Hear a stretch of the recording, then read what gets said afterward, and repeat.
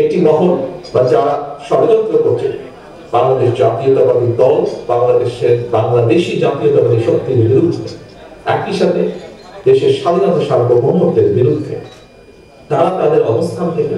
তাদের সাথে যে সকল মিডিয়া হাউসের সম্পর্ক আছে তাদের মাধ্যমে ঠিক 1/11 সময় যেভাবে বিএনপিকে মিডিয়া ট্রায়ালের সম্মুখীন করা হয়েছিল,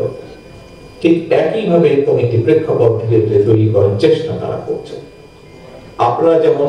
সেই সময়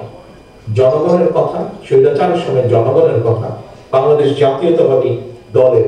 কথা আপনারা যেমন জনগণের কাছে পৌঁছে দিয়েছিলেন, আজও আবার আপনাদেরকে সেই কাজটি করার প্রয়োজনীয়তা যে কোনো সময় থেকে বেশি। এবং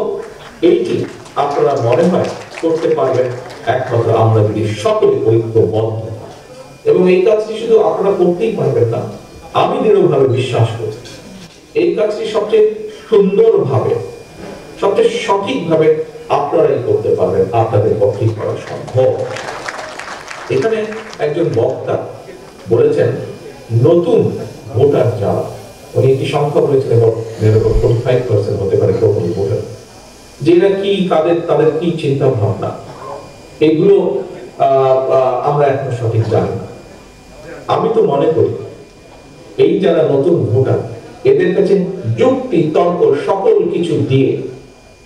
কিছু দিয়ে আপনারা তাদেরকে মোটিভেট করতে সক্ষম। আমি দৃঢ়ভাবে বিশ্বাস করি আপনারা যারা আমাদের জাতীয়তাবাদী শক্তির অনলাইন অ্যাক্টিভিস্ট আছেন, দেখুন খুব এক বাক্যে যদি বলতে হয়, দেশ স্বাধীনের পর থেকে এই মুহূর্ত পর্যন্ত বাংলাদেশে সংস্কার বলতে অথবা মানুষের এবং দেশের জন্য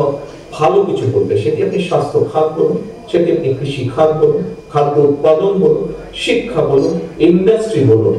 আমরা বেকার কর্মসংস্থান বলুন, বিদেশে কর্মসংস্থান বলুন, আমরা যেভাবেই যেটি বলি না কেন, লোকাল গভর্নমেন্টকে শক্তিশালীকরণ বলুন, প্রত্যেকটি ফ্যাক্টস এন্ড ফিগার ডাটা দিয়ে প্রমাণ করে দিয়ে দেওয়া যাবে যে বাংলাদেশ জাতীয়তাবাদী দল যতবার জনগণের সমর্থনে দেশ পরিচালনার সুযোগ পেয়েছে, এই সকল প্রত্যেকটি বিষয় বাংলাদেশ জাতীয়তাবাদী দল তথা বিএনপি সবচেয়ে বেশি অবদান রেখেছে, রাখতে সক্ষম হয়েছে। হতে পারে আরো কিছু করার হয়তো আমাদের ছিল, আমরা করতে পারিনি, সেটা আমার জন্য। কিন্তু এই মুহূর্ত পর্যন্ত বাংলাদেশের প্রায় প্রতিটি সেক্টর, যেই সেক্টর গুলো পরিবর্তন হলে, উন্নতি হলে জনগণের ভাগ্যের উন্নতি হয়, দেশের ভাগ্যের পরিবর্তন হয়, দেশকে এগিয়ে যাওয়া বলে, এরকম প্রত্যেকটি কাজ সবচেয়ে বেশি বিএনপি করেছে। যুক্তি তর্ক দিয়ে এগুলো আমরা উপস্থাপন করে দিতে পারি।